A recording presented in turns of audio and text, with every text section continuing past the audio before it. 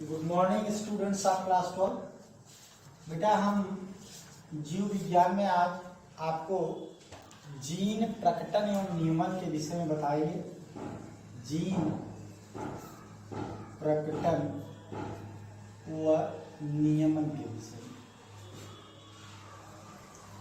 आप पूर्व में यह पढ़े कि जीन अपने आप को कैसे एक्सप्रेस करता है। इस बात को बताया गया कि जीन प्रोटीन का फॉर्मेशन करता है और इस तरीके से वो अपने आप को एक्सप्रेस करता है, वो किसी काम को दिखलाता है। आपने अणुजैविकी या केंद्रीय सिद्धांत भी सुना, जिसे सेंट्रल डोग्मा कहा जाता है, उसको भी आपने जाना। आज आपको प्रोटीन संश्लेषण के विषय में हम बताएंगे कि प्रोटीन का संश्लेषण किस तरीके से होता है। तो प्रोटीन संश्लेषण में सबसे पहले तो आप दो चीज पढ़ेंगे इसमें कि ट्रांसलेशन क्या होता है। प्रोटीन सिंथेसिस में पहले ट्रांसक्रिप्शन पढ़ेंगे, ट्रांसक्रिप्शन जिसे आप इंग्लिश हिंदी में अनुलेखन कहते हैं। अनुलेखन के बाद फिर आप अनुवादन पढ़ेंगे जिसे ट्रांसलेशन कहा जाता है, ट्रांसलेशन।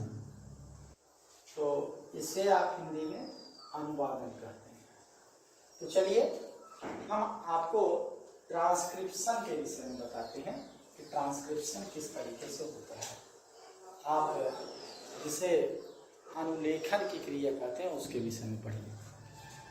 ट्रांसक्रिप्शन कहने का अर्थ है कि डीएनए से आरएनए का बनना, डीएनए से आरएनए का निर्माण क्या कहलाता है? ट्रांसक्रिप्शन कहलाता है। और यह क्रिया जैसे डीएनए का द्विगुणन होता है, नियर अबाउट उसी के ही जैसा होता है।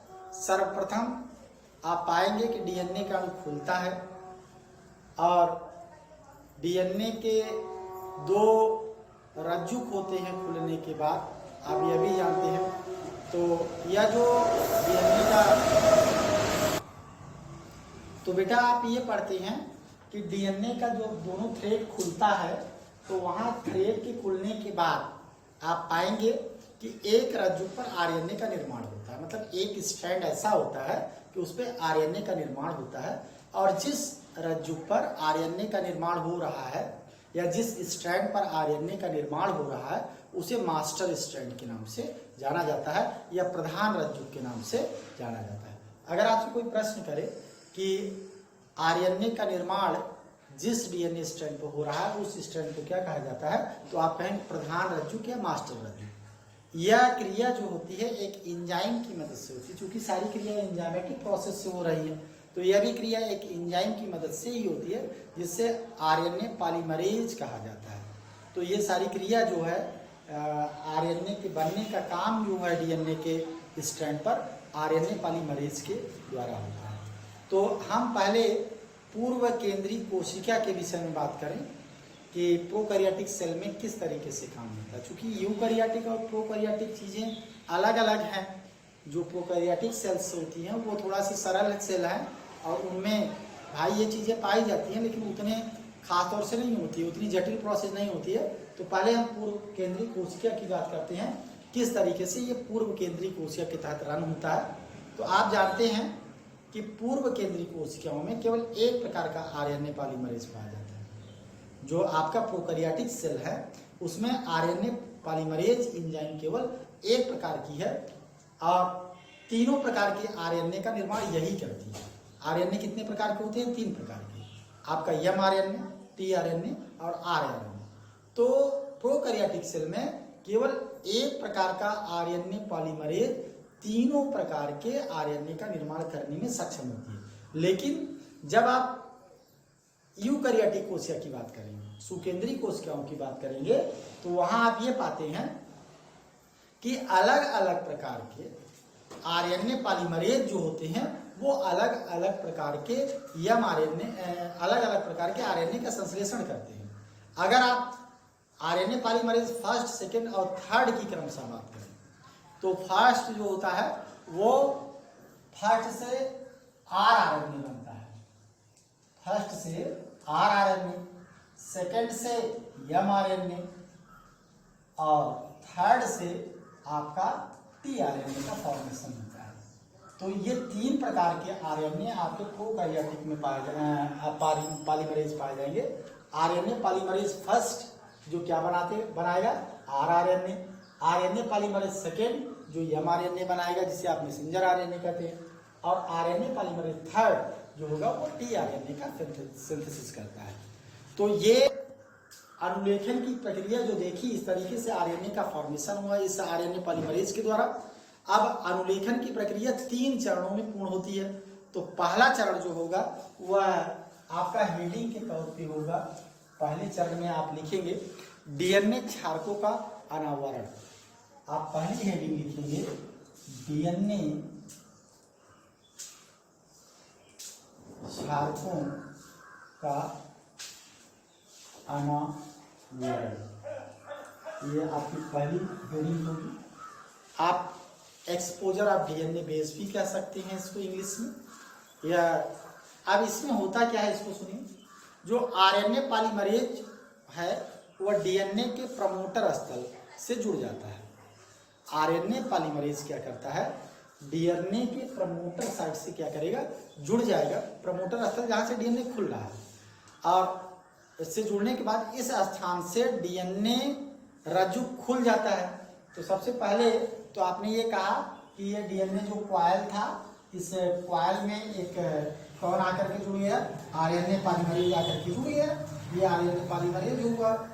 तो ये यहाँ से जुड़ने के बाद ये यहाँ से खुलना चालू होगा। तो ये स्थल क्या कहलाएगा, आपका प्रमोटर स्थल कहलाता है। जहाँ से ये खुल रहा है या यहाँ से इसकी RNA के बनने का काम तैयार होगा तो ये प्रमोटिंग प्लेस कहलाएगा, साइट कहलाएगी। तो ऐसे में दोनों रज्जुकों की पाली जो न्यूक्लियोसाइड व्यवस्था है, यहाँ बॉन्ड टूटेगा, इसके बीच में जो हाइड्रोजन बॉन्ड है वो टूट जाएगा और ये श्रृंखलाएं अलग अलग हो जाएगी।